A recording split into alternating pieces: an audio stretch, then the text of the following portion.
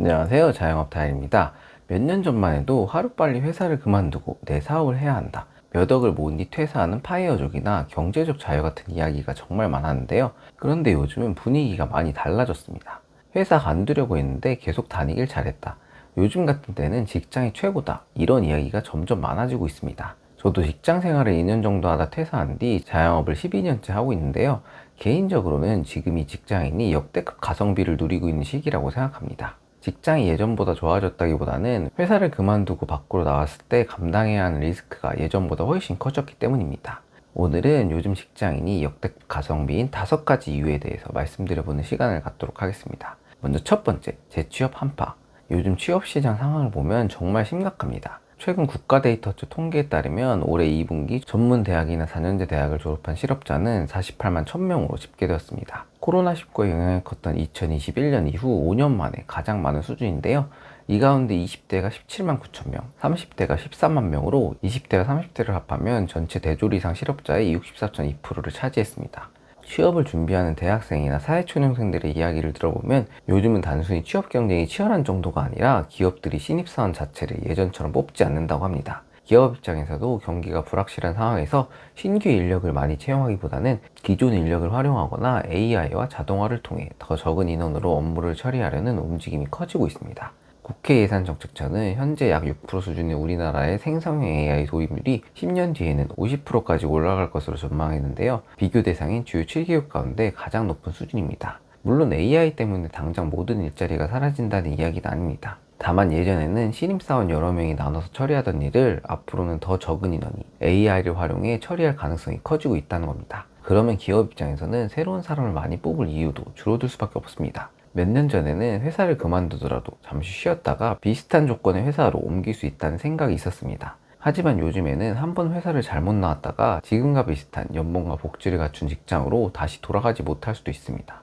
새롭게 취업시장에 들어온 사람들에게는 난이도가 굉장히 높아졌지만 반대로 이미 취업 경쟁을 통과해서 회사를 다니고 있는 사람에게는 현재 자리가 그만큼 희소해진 겁니다. 지금 직장인이 가지고 있는 가장 큰 자산은 단순히 월급만이 아닙니다. 이미 치열한 채용 경쟁을 통과해서 회사 안에 들어가 있다는 사실 자체가 하나의 자산이 된 겁니다. 그리고 두 번째, 노동권 강화. 취업하기는 점점 어려워지고 있는데 반대로 회사 안에 들어온 근로자를 보호하는 제도는 계속 강화되고 있습니다. 최근 몇 년 동안 가장 크게 달라진 분야 중에 하나가 출산과 육아 관련 제도인데요. 현재 배우자 출산 휴가는 20일의 유급 휴가로 확대됐습니다. 과거에는 남성이 육아휴직을 쓴다고 하면 회사 눈치를 보거나 인사상 불이익을 걱정하는 분위기가 강했습니다. 하지만 최근에는 육아휴직 급여가 인상됐고 부부가 함께 육아휴직을 사용할 경우 지원하는 제도도 확대되었습니다. 정부가 육아휴직으로 발생하는 회사의 인력 공백과 동료의 업무 부담을 줄이기 위해 대체 인력 지원금과 업무 분담 지원금까지 확대하고 있습니다. 이러한 변화로 올해 상반기 배우자 출산 휴가급여 수급자는 15,820명으로 전년 같은 기간보다 약 1.5배 증가했습니다. 근로자에게 육아휴직을 사용할 권리만 만들어 놓은 것이 아니라 회사가 실제로 휴직을 받아들일 수 있도록 지원하는 방향으로 제도가 바뀌고 있는 겁니다. 반면 자영업자는 몸이 아프거나 아이에게 일이 생겨도 대신 가게를 운영해 줄 사람이 없으면 쉽게 일을 멈출 수 없습니다. 쉬는 동안 매출은 끊기지만 월세와 대출이자 각종 고정비는 그대로 나가기 때문인데요. 요즘 직장은 들어가기는 역대급으로 어려워졌지만 일단 들어가면 보호받을 수 있는 제도는 과거보다 훨씬 많아진 거죠. 그리고 세 번째, 안정적인 현금 흐름. 제가 자영업을 하면서 가장 크게 느낀 것이 하나 있는데요. 돈을 많이 버는 것보다 돈을 안정적으로 버는 것이 훨씬 어렵다는 겁니다. 직장인은 이번 달 월급이 언제, 얼마가 들어올지 다 알고 있습니다. 그래서 생활비와 대출, 저축 계획을 정확히 세울 수 있습니다. 다음 달에도 똑같은 날에 똑같은 금액이 들어오기 때문인데요. 하지만 자영업은 다릅니다. 이번 달에 순수익이 600만 원이 나온다고 해서 다음 달에도 600만 원이 나온다는 보장이 없습니다. 갑자기 바로 옆에 경쟁 매장이 생길 수도 있고 플랫폼 수수료나 노출 정책이 바뀔 수도 있습니다. 원재료 가격이나 인건비, 임대료가 올라갈 수도 있고 사장님이 몸이라도 아파서 쉬면 매출이 바로 줄어들 수도 있습니다. 내가 통제할 수 없는 변수가 너무 많은 거죠.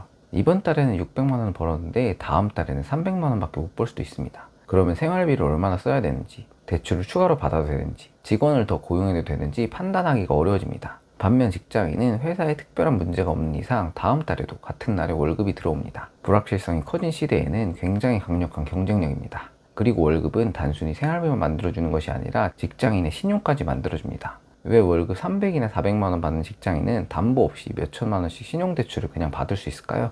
은행은 현재 통장에 들어있는 돈만 보는 것이 아닙니다. 앞으로도 매달 월급이 계속 들어올 가능성을 보는 건데요. 직장인은 급여 명세서와 원천징수증을 통해 소득을 명확하게 증명할 수 있고 근속기간과 연봉도 확인하기 쉽습니다. 직장이라는 타이틀 하나 자체가 곧 신용이자 눈에 보이지 않는 담보 역할을 하는 겁니다.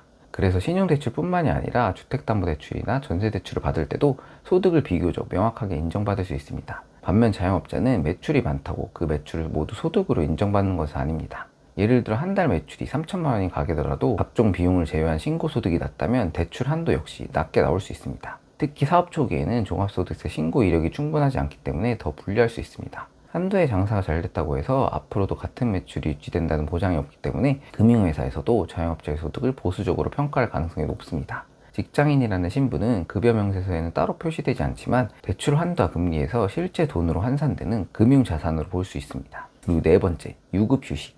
직장인은 돈을 받으면서 쉴 수 있습니다. 주말과 공휴일에 쉬고 연차를 사용해서 개인적인 일을 보거나 여행 갈 수도 있는데요. 기본적으로 쉬는 동안 월급이 끊기지가 않습니다. 이번 달에 주말이 많다고 월급이 줄어드는 것도 아니고 연차를 사용했다고 그만큼 급여가 줄어드는 것도 아닙니다. 하지만 자영업자는 하루 쉬는 순간 그날 매출이 사라집니다. 그렇다고 가게 월세와 대출이자 관리비까지 함께 멈추는 것은 아닙니다. 매출은 없는데 비용은 그대로 나가는 거죠. 특히 혼자 운영하는 가게는 사장이 한 명 빠지면 영업 자체가 어려워집니다. 저도 예전에 편의점과 카페를 같이 운영하면서 몸이 좋지 않은데도 가게 문을 열었던 적이 많았습니다. 아픈 것도 힘들지만 내가 쉬는 순간 매출이 줄어든다는 생각 때문에 편하게 쉴 수가 없습니다. 가게 문을 닫은 뒤에도 끝나는 것이 아니라 오늘 매출은 얼마가 나왔는지, 직원에게 무슨 문제는 없는지, 재고는 충분한지, 내일 장사는 어떻게 해야 할지 계속 신경을 쓰게 됩니다. 일과 생활의 경계가 쉽게 무너지는 거죠. 반면 직장인은 퇴근이라는 비교적 분명한 경계가 있고 주말과 연차를 사용하는 동안에도 소득이 유지됩니다. 여기에 공휴일에 일하면 휴일 수당에 출사 휴가와 육아 휴직까지 더해지는 거죠. 그리고 다섯 번째, 숨은 연봉. 직장인이 받는 돈은 급여 명세서에 표시된 월급이 전부가 아닙니다. 대표적인 것이 퇴직금인데요.